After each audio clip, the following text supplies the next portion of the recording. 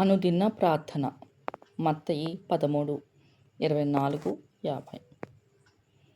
సర్వాధికారి అయిన మా ప్రభువా, మమ్మును ప్రేమించి ఈ ఉదయకాలమున నిన్ను స్తుతించే భాగ్యమును అనుగ్రహించిన మీకే స్తుతులు స్తోత్రములు చెల్లిస్తున్నాము.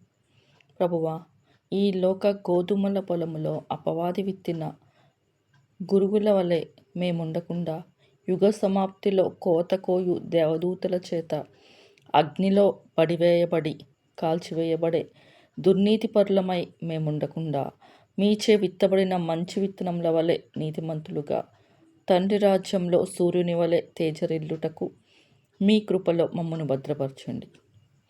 దేవా, పొలములో దాచబడిన ధనమును వర్తకుడు కొనవెదకుచున్న అమూల్యమైన మంచి ముత్యమును పోలియున్న పరలోక రాజ్యమును కనుగొనుటకు పొందుటకును మాకు కలిగిన సమస్తమును సంతోషముతో వెచ్చించుట మాకు నేర్పండి.